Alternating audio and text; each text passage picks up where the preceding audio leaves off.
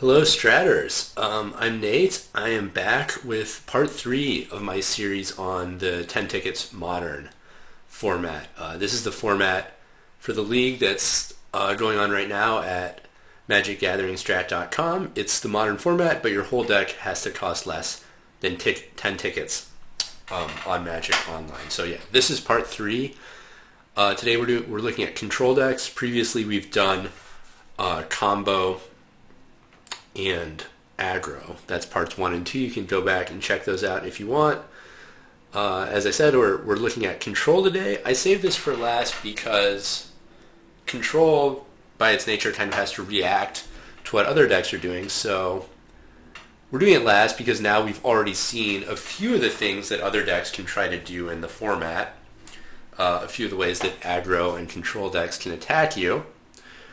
So, maybe we'll try to build control decks that can answer those. I do think control is probably the most difficult archetype to get to work in this format for a few reasons. One, the format's very wide open. It's a large card pool, and this is the first event, so we really don't know what we're sort of aiming at, what we need to answer.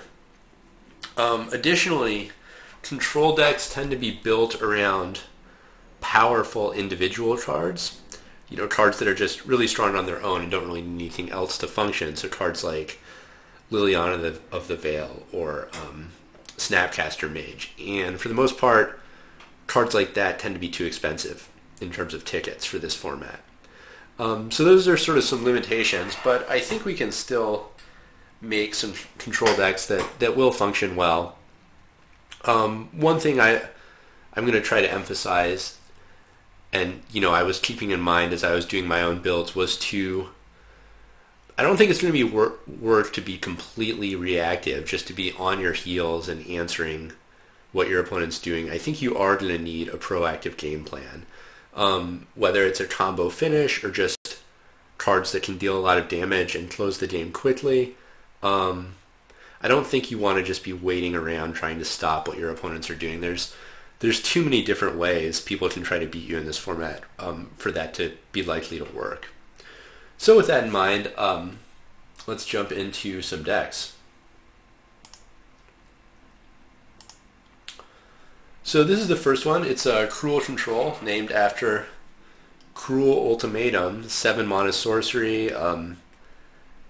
Just does a ridiculous amount of things. I think it's been described as like a 9-for-1 or something. So it's kind of a one-card combo unto its own. Basically, we kind of stall until we can play this and then hopefully take control of the game. It also drains them for 5, so it can close the game out pretty quickly along with our creatures.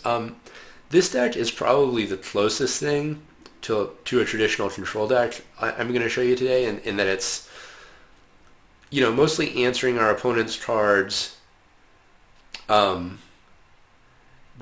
bit reactive, but it can win the game quickly once it establishes control. So we're, in Grixis colors, of course, for Cruel Ultimatum. And the deck is basically just the most efficient disruption, card draw, removal, counter spells. So, Duress, Lightning Bolt, Monolith, and Sleight of Hand, just the best interactive cards available, along with card draw. Painful Truths is a nice one, really powerful card that we can use since we're 3-color. I've also got Radiant Flames, which appears to have spiked in price, probably because it was used in the Pro Tour winning deck just recently. This could easily be replaced with like another Languish, or there are many similar effects to this. And then we've got a few creatures to get maximum value from the Raise Dead part of Cruel Ultimatum. So Muldrifter, Shriekmaw, and Goblin Dark Dwellers is surprisingly affordable and works great in this deck because we've got Electrolyze, Duress, Lightning Bolt. These all work well with Goblin Dark Dwellers. And even Rough Tumble, you can flashback the Tumble side if you want. Although I doubt that is going to come up very often. One thing to watch out for, do not attempt to flashback Painful Truths or Radiant Flames. That's not a combo. It won't do anything because of Converge. But okay, yeah, so this deck is is pretty solid. It's a little bit perhaps too reactive for my taste for this format, but if you like that style of play where you grind out your opponent with incremental card advantage, this could be a deck for you. And I happen to like that style as well, so I find this deck fun to play.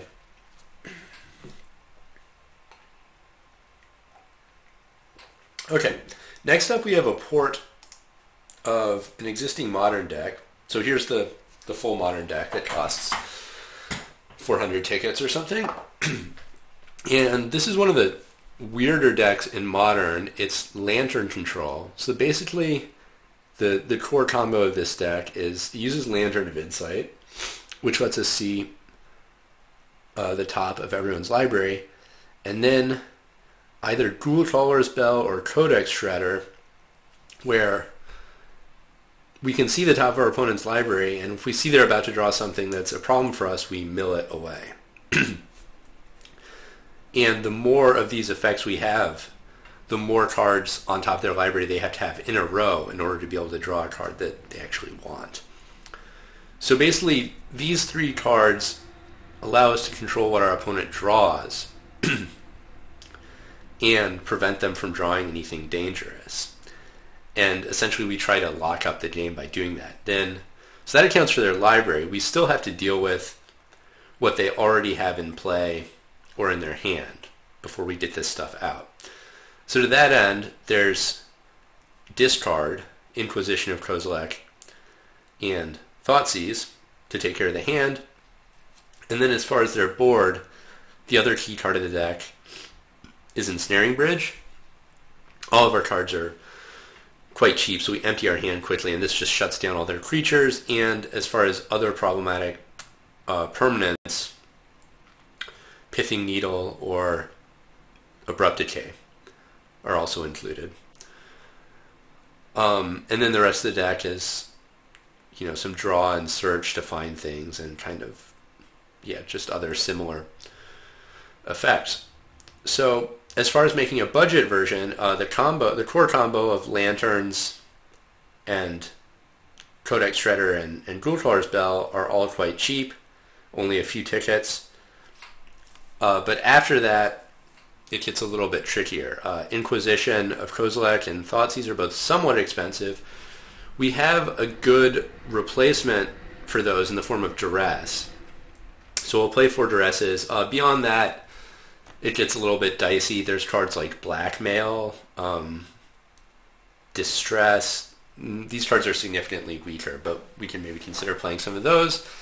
But then the one piece that's really essential that is really hard to replace is Ensnaring Bridge, because this basically shuts down all of our opponent's creatures, and we can't replace this with spot removal, like Terror, Doomblade, whatever, because we've already dedicated 12 slots in our deck to controlling our opponent's library, so we really can't afford to trade 1 for 1 with our opponent's creatures. We just won't have enough cards to do that effectively. We need something like Ensnaring Bridge, one card that single-handedly shuts them down.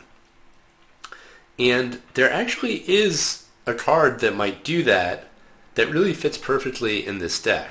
So I'll go ahead and switch over to my budget version now. The card is Vengeful Pharaoh. And it says, whenever combat damage is dealt to you, if it's in your graveyard, destroy targeted attacking creature and put it on top of your library. So we don't have to cast this, we just have to put it in our graveyard, and this will actually eventually kill all of our opponent's creatures that attack. There's a few problems. One is, whereas Ensnaring Bridge stops them from attacking in the first place, this they attack and then we kill them, but that means we're going to be taking some damage, because our opponent can essentially suicide in their creatures if they want. And then there's also the matter of, it only works once by itself, then you draw it, and it's not really any good if you draw it. You want it in your graveyard. But that actually works perfectly with our millers. For example, if we have Ghoul-Trawler's Bell, we can just continuously mill it from the top of our library. So that works out really nicely with our deck. And because we're now taking damage from creatures, we're going to need some life gain to counteract that.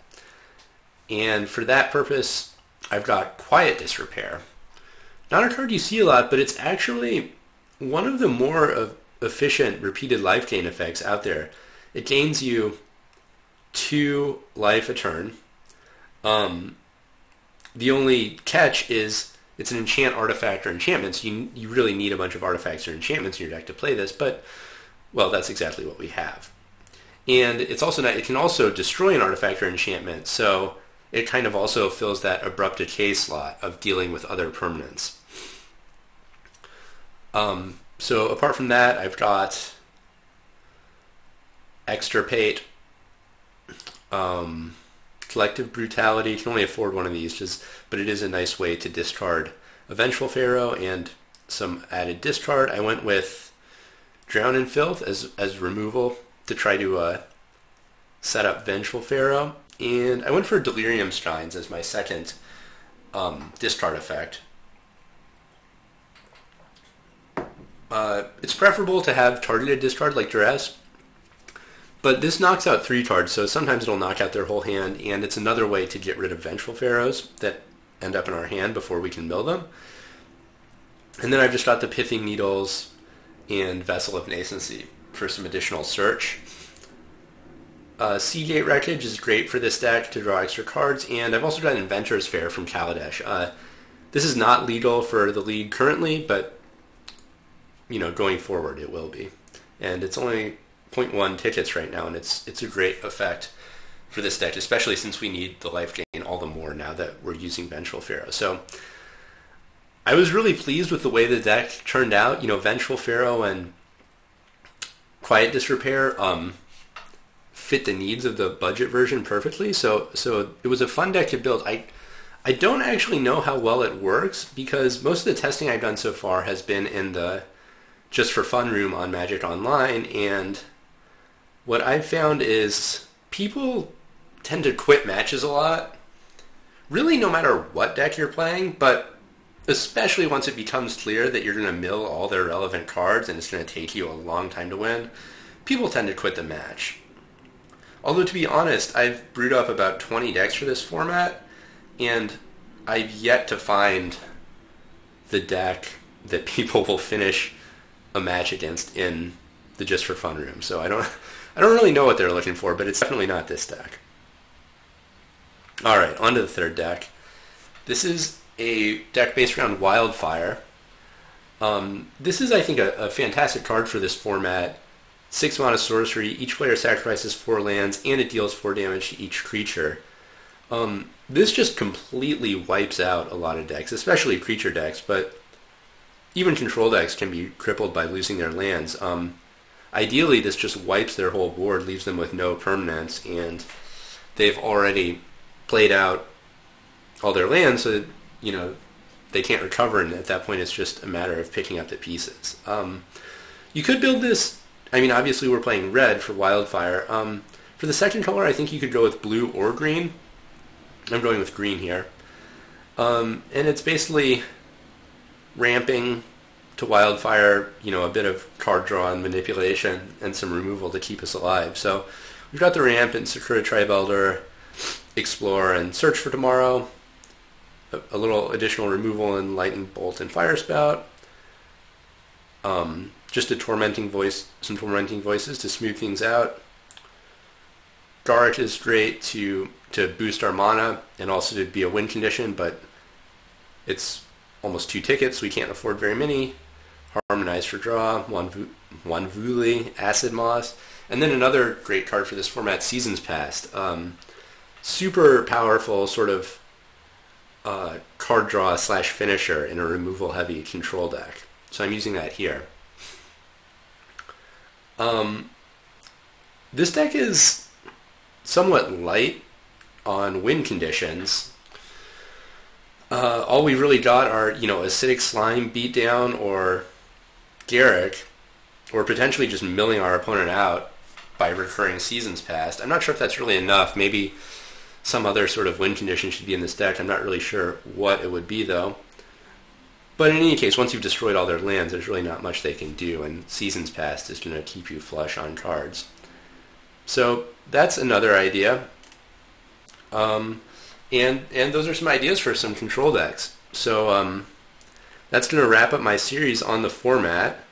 It's going to be interesting to see what actually does well in the league, whether it's something I predicted or quite possibly something I didn't see coming at all. But we'll find out soon enough, and good luck, yeah, if you're playing. Okay, thanks for watching. See ya. Thank you for watching. Please like and subscribe, it really helps us out. You can find us on Twitter at MagicGathStrat, Facebook /MagicGatheringStrat, or on the web, magicgatheringstrat.com. There you can find articles and free prize-supported leagues. This is all brought to you by our Patreons and cardhoarder.com. If you enjoyed this content, please consider supporting us at patreon.com/MagicGatheringStrat.